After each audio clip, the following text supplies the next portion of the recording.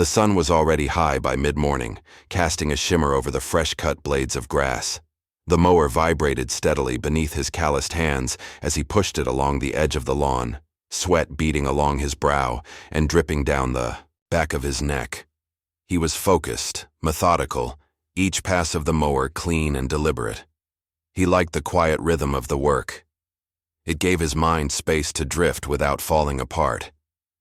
She appeared on the porch, just as he was doubling back along the shaded side of the yard, her presence subtle but striking like the scent of lavender carried on a breeze. She leaned casually against one of the porch pillars, holding a glass of something cold that caught the light. There was a confidence in the way she stood, unbothered, grounded.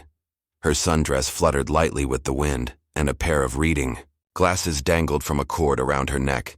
He looked up, half wiping his forehead with the hem of his shirt. That's when she smiled. Not the kind of smile that begged for attention, but the kind that made you feel seen. "Don't work too hard," she called out playfully.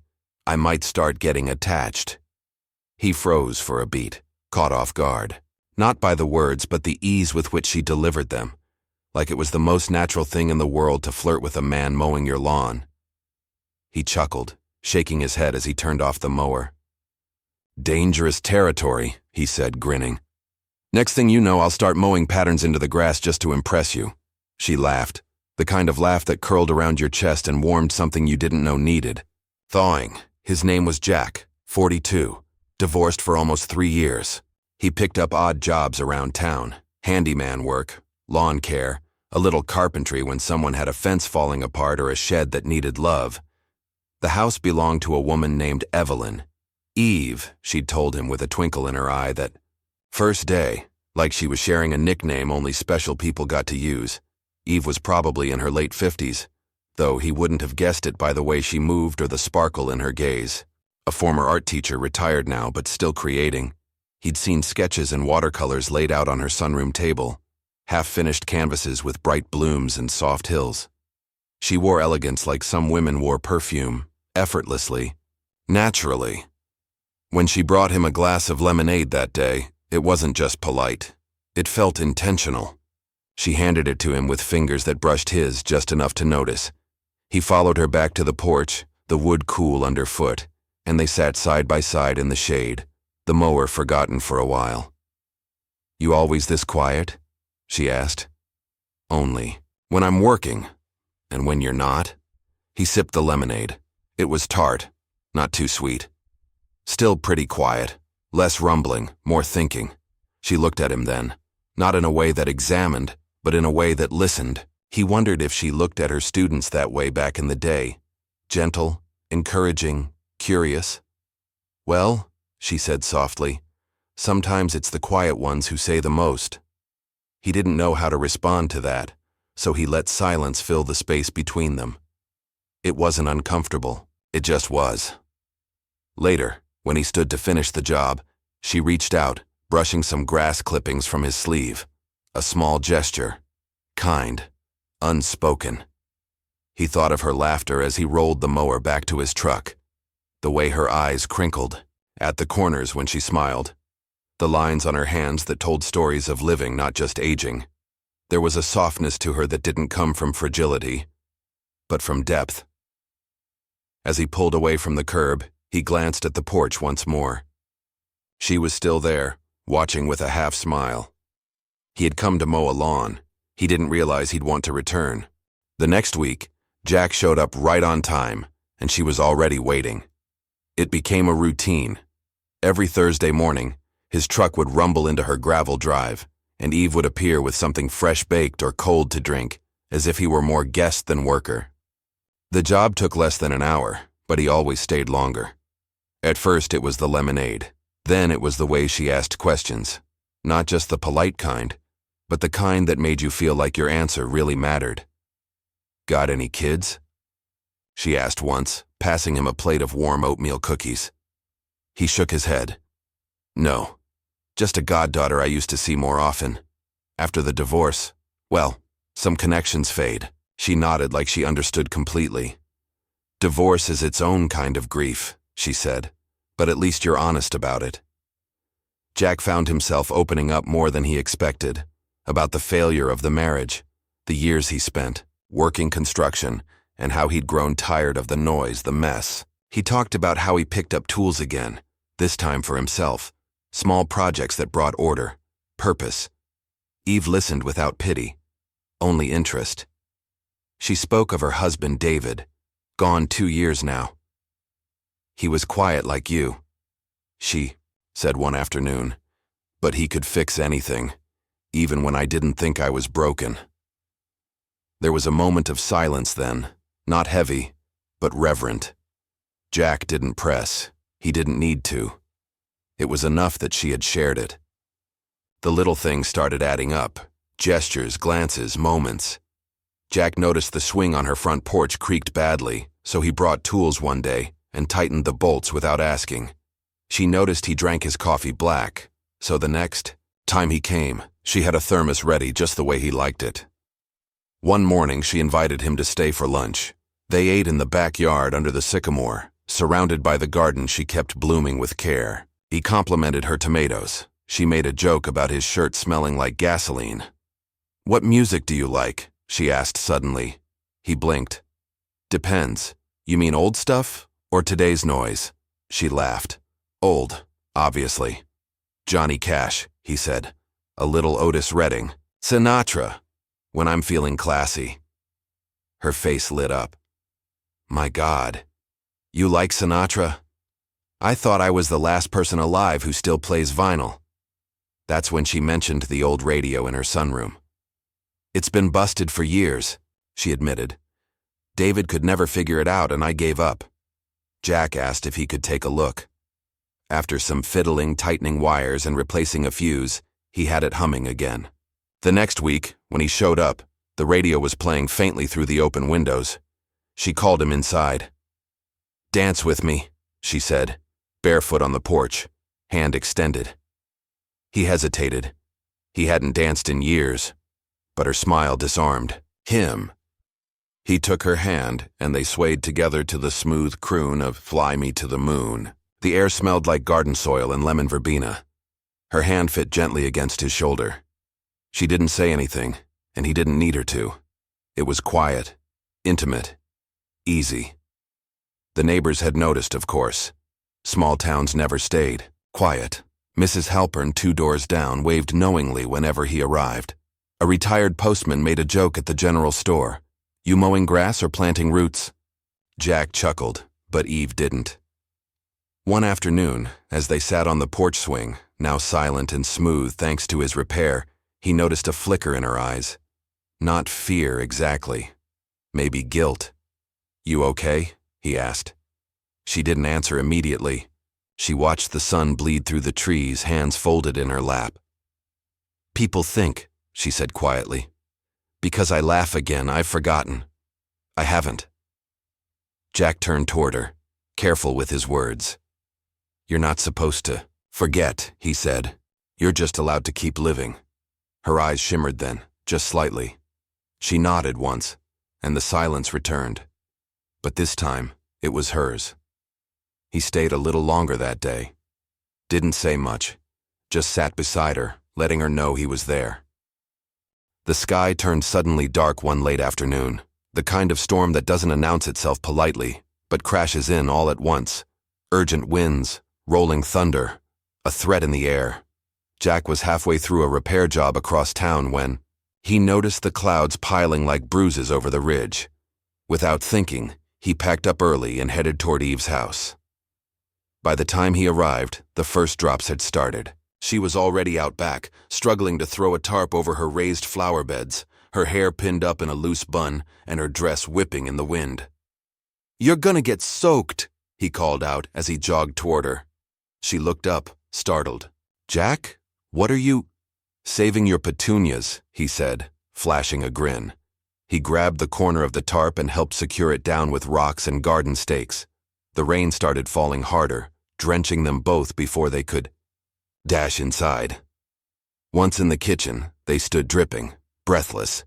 He laughed as he shook water from his hair. She handed him a towel, smiling with the kind of warmth that made him forget the storm outside.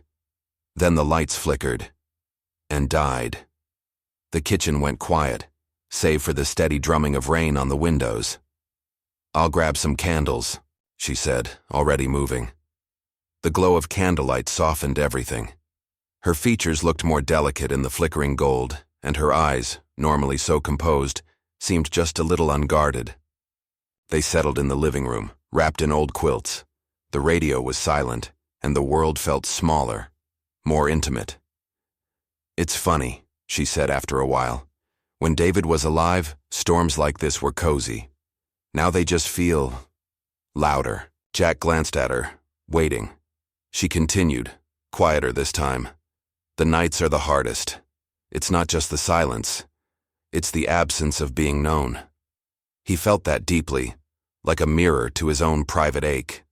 "I know what you mean. I used to think I was fine alone. But lately," he looked down at his hands.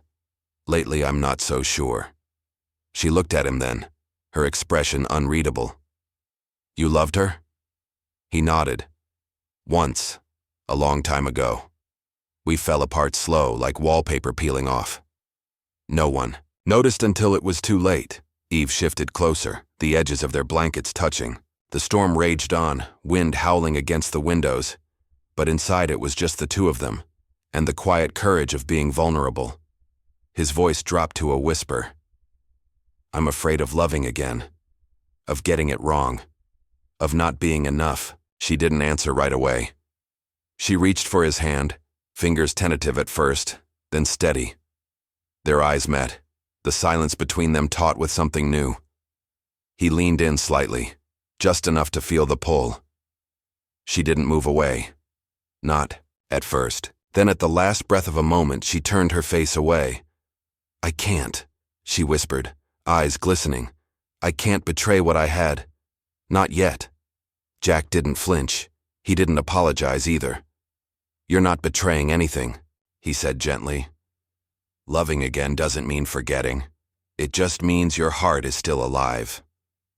Her eyes filled with something too complicated to name. Grief, hope, guilt, gratitude. He didn't press. Instead, he gave her hand a soft squeeze, then slowly rose from the couch. "I should go," he said, his voice calm but soft with something unfinished. She didn't ask him to stay. She only nodded once, barely.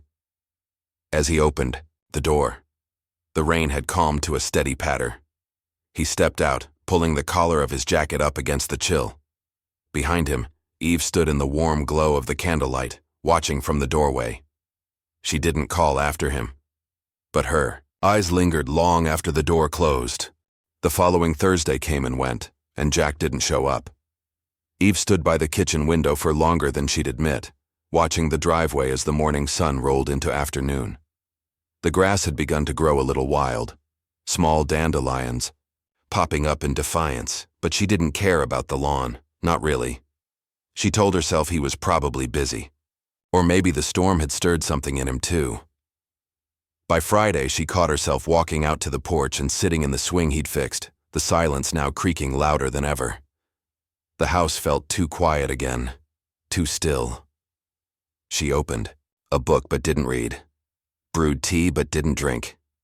She missed his laughter, the subtle weight of his presence beside her. She missed the unspoken ease they'd found, like a rhythm you didn't know you'd been dancing to until the music stopped. She was folding laundry when she found it, a small folded piece of lined paper tucked into the pocket of an old canvas jacket he must have left behind after the storm. Her breath caught as she unfolded it, curious. It wasn't addressed to her. In fact, it didn't seem like it was meant for anyone. Just a half-thought scribble, likely jotted down while he waited or worked. But the words were unmistakably about her. There's something about her laughter. It doesn't just fill the room. It quiets the emptiness inside you. Like the world shifts slightly, becomes a little less lonely every time she smiles. Eve sat down slowly, the paper trembling slightly in her hand. She read it again, and again. The words were simple, but they held a weight she wasn't ready for, and exactly what she needed. Across town, Jack stood in the corner of his garage-turned-workshop, staring at the half-finished table he hadn't touched all week. His tools sat idle, The radio played a soft instrumental station in the background, but he barely noticed.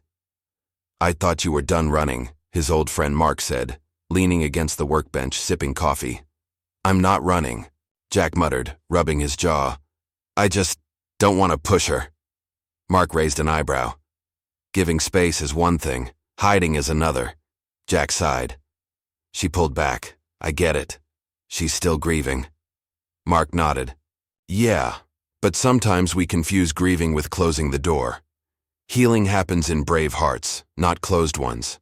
Maybe she needs to know the door's still open." That thought sat with him long after Mark left. Later that afternoon, he was sanding down an old chair leg when he heard the crunch of gravel outside. He stepped out, wiping his hands on a rag. Eve stood there, holding his baseball cap in one hand and something unreadable in her expression.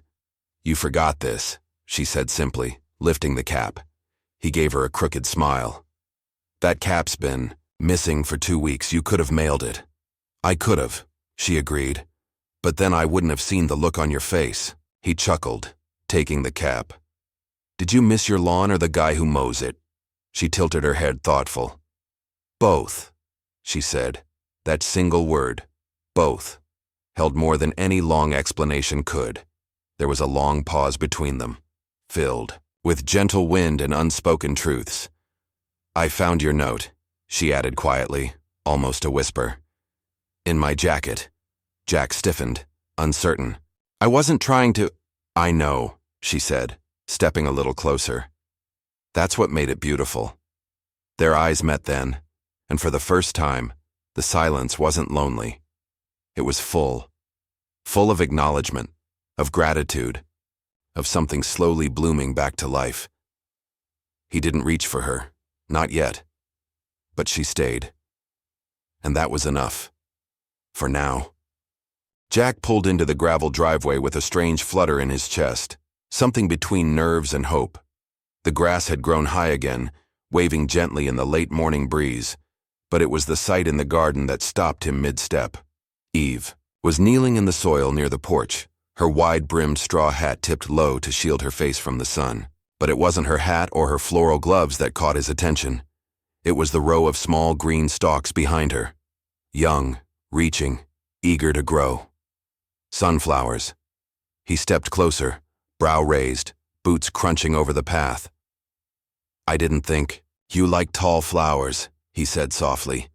Eve looked up, brushing a smear of dirt from her cheek with a smile. "I didn't. Not until you mentioned how your mother used to plant them every summer." Jack blinked, caught off guard.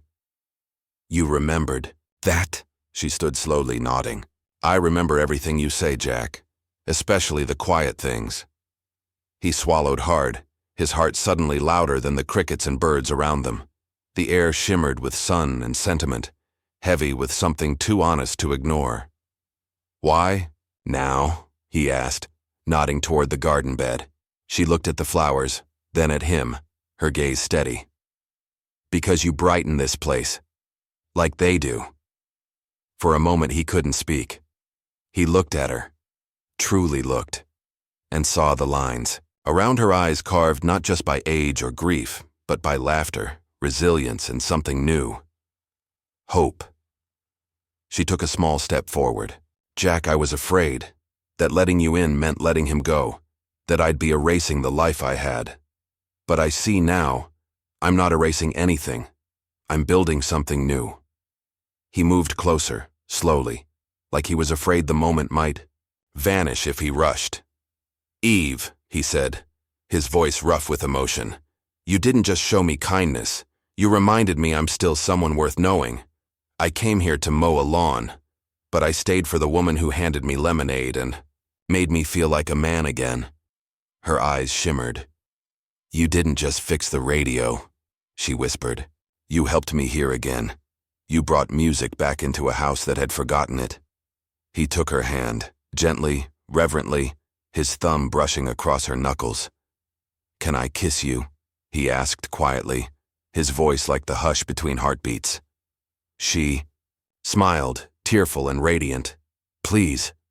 The kiss was soft, delicate as the petals she planted, not rushed, not fiery. It was gratitude and promise, longing and peace all at once. A seal of something blooming between two people who had thought their seasons had passed. From across the street, the sound of a screen door creaked and a curtain fluttered. Mrs. Halpern, true to form, was peeking through the lace of her window. Jack caught it and chuckled against Eve's temple. "We've got an audience," he murmured. Eve laughed too, the sound light and free. "Let them talk. I think they've been waiting for this as long as we have." Just then, the old radio. Inside clicked to life again, a soft melody drifting from the open porch window. Sinatra again, low and familiar. He offered his hand, brows raised. "One more dance?" She placed her fingers in his. "I thought you'd never ask." They danced in the garden under the mid-morning sun, surrounded by new sunflowers and old memories. No candles this time, no storm, just warmth and light, and the music of second chances, and in that small blooming space between them love grew, not fast or fiery but steady and sure. It felt like coming home. A few months later, the garden looked like something from a picture book. Tomatoes in raised beds, herbs lining the edges in tidy rows, and sunflowers now standing tall like sentries watching over the quiet little corner of the world they'd built together.